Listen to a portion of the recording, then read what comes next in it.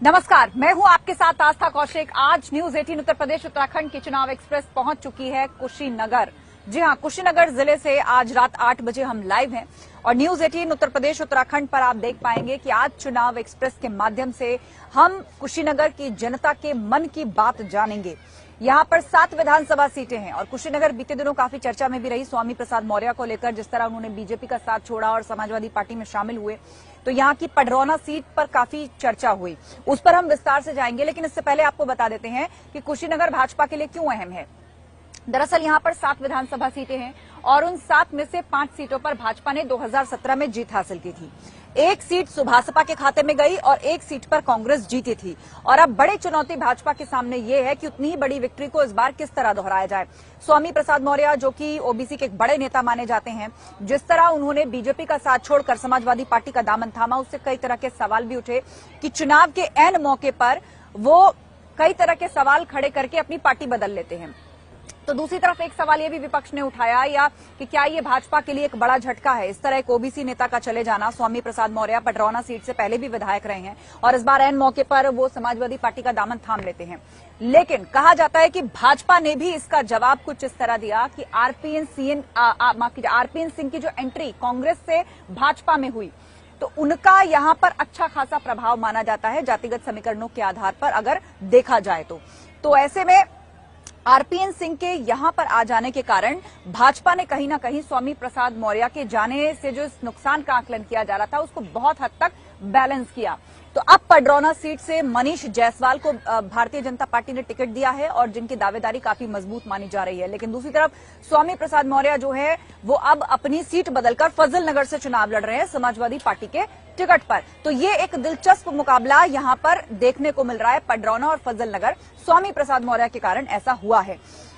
कुशीनगर 7 सीटों पर बीजेपी अपनी जीत का दावा इस बार कर रही है। कुशीनगर वो जगह है जहां पर भगवान बुद्ध के दर्शन करने के लिए देश ही नहीं विदेशों से भी लोग आते हैं। लेकिन क्या इस बार प्रधानमंत्री मोदी यहां पर आए और एयरपोर्ट बन जाने के कारण क्या उतनी ही बड़ी विक्ट्री भाजपा दोहरा पाएगी जो 2017 में मिली थी, या जीत और बढ़ जाएगी या फिर नुकसान उठाना पड़ेगा। यहां पर भी पूरी तरह से विकास के मुद्दे को लेकर भाजपा मैदान में है। कुशीनगर एयरपोर्ट का बार बार जिक्र होता है, प्रधानमंत्री मोदी यहां पर आ चुके हैं।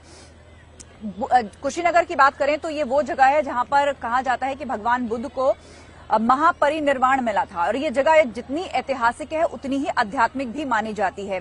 यहाँ पर खुदाई में पहले भी भगवान बुद्ध की मूर्तियां मिलती रही हैं और एक बार तो भगवान बुद्ध की 21 फीट की मूर्ति मिली थी जिसको यहाँ पर सजाया जाता है। अन्य राज्यों से ही नहीं बल्कि देश विदेश से यहाँ पर लोग जो हैं वो टूरिज्म के लिए आते हैं। तो कुशीनगर में किस तरह का चुनावी माहौल है, यहाँ पर कितना विकास हुआ है, यहाँ के कितने मुद्दे जो हैं वो जनता के बीच में है, ये सब कुछ हम आज जनता से जानेंगे। रात 8 बजे चुनाव एक्सप्रेस यहीं से लाइव होगा और उसके साथ बात होगी उत्तर प्रदेश के चुनावी रण की।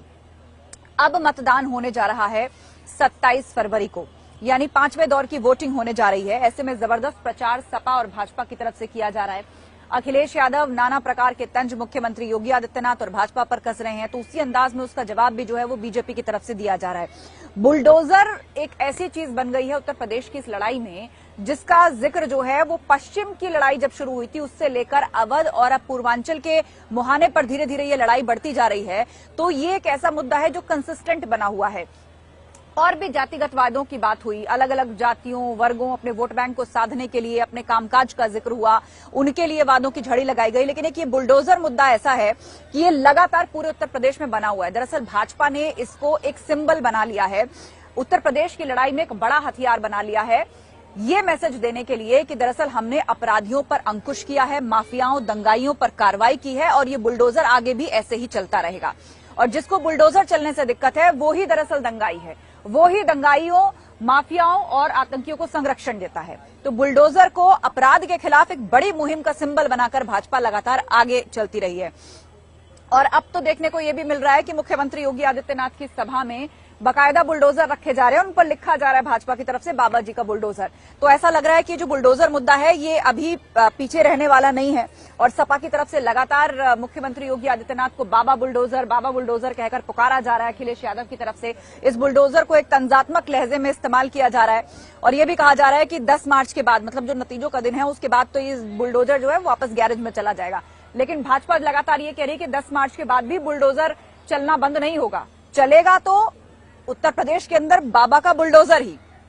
तो बहरहाल बुलडोजर सिर्फ एक सिंबल मात्र है, लेकिन इसके इर्द गिर्द एक बहुत बड़ी, कह लीजिए, उत्तर प्रदेश की जंग से जुड़ी हुई सियासत जो है, तरह तरह की बयानबाजी और इसको आगे करके एक दूसरे पर तंज कसना, ये हमें देखने को मिल रहा है। लेकिन विकास की जब बात आती है, मुद्दों की जब बात आती है, तो ये भी जानना जरूरी है कि चुनावी मौसम में इस तरह के तंज कसे जाते हैं, एक दूसरे के ऊपर तमाम तरह के हमले किए जाते हैं, पर जनता क्या सोचती है? बीते 5 सालों में उसने कैसे आंका है मौजूदा सरकार को? क्या उसको विपक्ष की बात में दम दिखता है या वो सरकार के किए गए काम के साथ जाना चाहती है?